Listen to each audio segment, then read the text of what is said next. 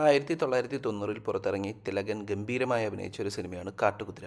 Rajan P Dev അഭിനയിച്ചുകൊണ്ടിരുന്ന പ്രശസ്തമായ ഒരു നാടകത്തിന്റെ സിനിമാറ്റിക് ആവിഷ്കാരമായിരുന്നു ഇത്. ചെറുപ്പത്തിൽ തന്നെ നായകന് അച്ഛനെ നഷ്ടപ്പെടുന്നു. പിന്നീട് അവൻ വളരെ കഷ്ടപ്പെട്ട് ഒരുപാട് സഹനങ്ങളും സഹിച്ച് അവൻ വളർന്നു.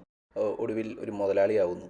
പിന്നീട് ആ മുതലാളിയുടെ ജീവിതത്തിൽ നടക്കുന്ന സംഭവബഹുലമായ കാര്യങ്ങളാണ് ഈ സിനിമ ആവിഷ്കരിക്കുന്നത്. സിനിമയിൽ തിലകൻ ചേട്ടൻ്റെ അഭിനയം എടുത്തു പറയേണ്ടത് തന്നെയാണ്.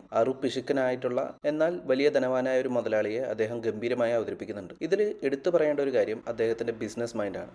ഒരു ചില്ലി കാശ് പോലും പാഴ്ചെലവ് ചെയ്യാൻ ആഗ്രഹിക്കാത്ത ഒരു വ്യക്തി. വീട്ടിലേക്ക് കറി വയ്ക്കാൻ കൊണ്ടുവരുന്ന മീനെടുത്ത് ഷാപ്പിൽ കൊടുത്ത് ലാഭം ഉണ്ടാക്കുക, ഷാപ്പിലെ കറികൾക്ക് എരിവ് കൂട്ടി ആളുകളെ കൊണ്ട് കൂടുതൽ കള്ളു വാങ്ങിപ്പിക്കുക. എന്തിനു പറയുന്നു, അടുത്ത ഇലക്ഷന് ജയിക്കാൻ സാധ്യതയുള്ള സ്ഥാനാർത്ഥിക്ക് തന്നെ തൻ്റെ ബെൻസ് കാറ് ഇലക്ഷൻ പ്രചാരണത്തിന് കൊടുക്കുക. എന്നാൽ ഇയാളാകട്ടെ ബെൻസ് കാർ ഉപയോഗിക്കുന്നേ ഇല്ല. ആളുടെ സെക്രട്ടറിയാണ് ഇന്നച്ചൻ. ഇവർ കാൽനടയായിട്ട് എങ്ങോട്ട് യാത്ര ചെയ്യുള്ളൂ. അങ്ങനത്തെ ഒരു വെറൈറ്റി മനുഷ്യനാണ് ഇയാൾ. ക്ലൈമാക്സ് ഇച്ചിരി ഷോകാണെന്നുണ്ടെങ്കിലും ഇതൊരു കണ്ടിരിക്കാവുന്ന ഒരു അടിപൊളി പടം തന്നെയാണ്.